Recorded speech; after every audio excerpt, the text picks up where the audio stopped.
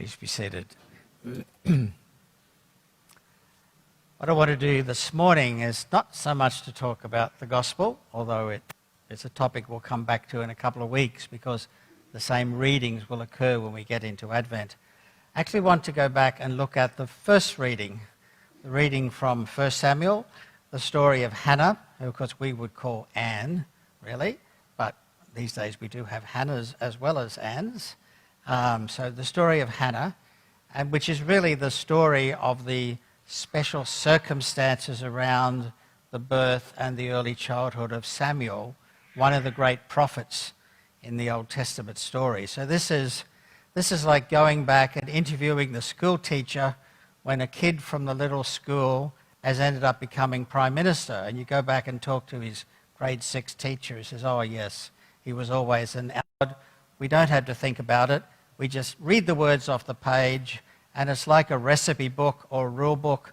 We just do what the Bible says. It doesn't work anyway, and it doesn't work with a passage like this, because if we remember the story, and I remember doing this story as a kid in Sunday school. Remember when we used to have Sunday schools? I remember hearing this, learning this story in Sunday school, and it never occurred to me, how come this guy had 2 wives? What's going on there? It's a very different kind of family than what we recognise today as a valid and wholesome family. And it's a reminder that no matter where we are in time and no matter which culture we live in, our faith and our culture are always intertwined.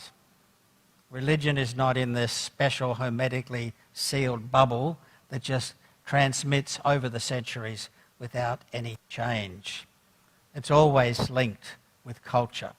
And there's often a lag between changes in culture and then the church sort of goes, oh, everything's changed, we better catch up. So we don't read this story as a recommendation that every man should have at least 2 wives. That's not the point of the story. So our task is to say, this is not a model for a Christian family or even just a healthy family. And as we can see, the dynamics between the 2 wives was less than happy. Gee, that's a surprise, isn't it? There was a power struggle going on. And Hannah was at a disadvantage because she didn't have any kids. And in that culture, back then, a woman who was childless was really useless, had no status, had no recognition from her community.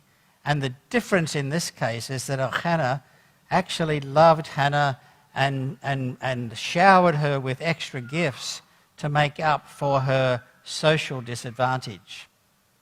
Remember that line in the reading, aren't I worth more to you than 10 sons? Well, in their world, the answer is no. 1 son is better than a loving husband. Okay. So we're reading this story not for tips on how to form a family, but to gain some spiritual wisdom about how we practice our faith today. And I want to particularly pick up kind of what's implicit in the story but not highlighted.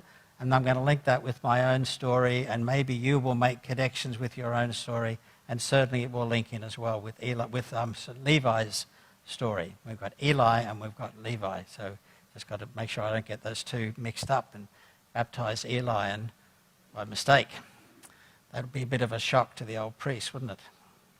So in the background, what's happening here is that there's a not so happy family, and there's a man with 2 wives, and one of his wives has not been able to have any children, and the other wife has had numerous kids, both sons and daughters. And so she's the one with the power, and she's taunting her rival, as it says. Her rival for what? Her rival for the man's affections and respect, but her rival for status in the village of Ramah, which is probably Ramallah in today's geography.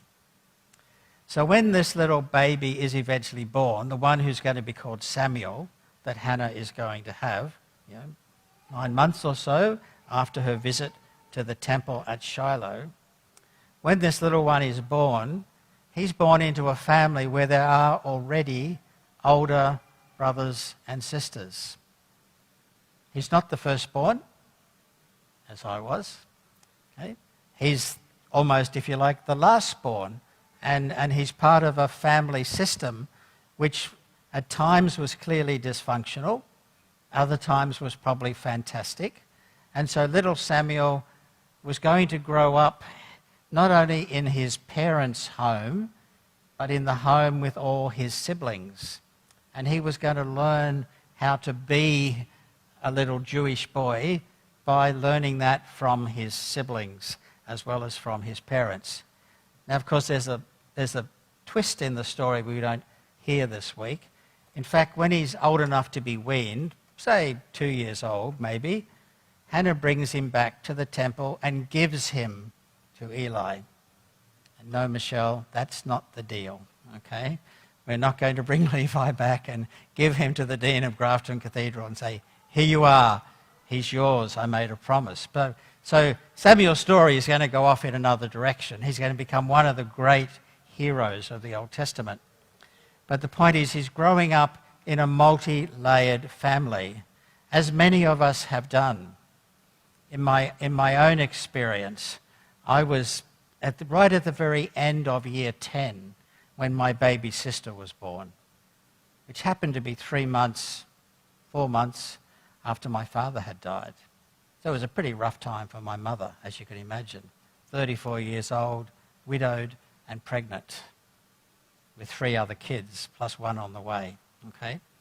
So when this baby girl arrived, Adele, when she arrived, she had a big brother who kind of took it upon himself. I don't remember this, but I'm told that I used to take her into my room every night so that Mum could get her sleep. I cannot remember being that nice, ever, to my sisters. But apparently when I was 15 or 16, I was a really gentle and kind big brother. It changed as time went by. So this little one grows up in a family with bigger siblings, 16 years, 12 years, 8 years older than her, a multi-layered family. Fast forward a few decades, and I've been married and divorced and remarried, have a second family, and as my second lot of daughters are being born, my son from my first marriage finds himself as the big brother, suddenly with 2 little sisters. But he's already 18 years old. Okay? So there's this multi-layered family. And Adam, the big brother, is so protective then and now of his little sisters. Being that bit older than his little 2 sisters, Adam eventually has a partner and has 2 children. So my youngest daughter, Lizzie, is an aunt when she's 3 years old. Okay? A multi-layered family with all the complexities of broken and restructured and so on families, the messiness and the reality of everyday life. And so the reason I'm kind of reflecting on all that out loud is because, as you'll see in a moment, when Levi is brought down to the font to be baptized, his 3 godparents are his 3 big siblings, 2 brothers and 1 sister. And I'm guessing the sister is roughly the age I was when Adele was born. I forgot to check that the other day, but my guess is roughly the same age as I was when the little sister came along. So Levi is going to grow up as well, is growing up already in a multi-layered family, okay, where there are people ahead of him who know how to do this Ellis thing. They've already worked it out, and he's going to learn it by watching and listening and observing and interacting, not just with people his own age, not just with parents, but with siblings and cousins and so on that are in between, making up that multi-leveled family. And that's also what the church is like when it's at its best. We are a multi-generational, a multi-layered community of faith. We have people that have been here for years, even longer than I've been alive, which is now getting to be a fairly large number. And we have people that have only been coming to the cathedral for less than a year, and people that are growing up as children within the life of the cathedral community, and at all different levels are learning what it means to be a child of God because of the multi-layered character of a church family. And a church family can be just as dysfunctional as a regular family and just as blessed and wholesome and inspiring as a regular family. The challenge, of course, is to make sure that our church families and our home families are healthy and safe and supportive environments where it's okay to make mistakes, where we learn by trying things, and we're constantly surrounded with an envelope of love and goodwill. And we know that no matter what mistake we make, not only will our parents still love us, not only will our siblings and cousins still love us, but our friends and our family at church will also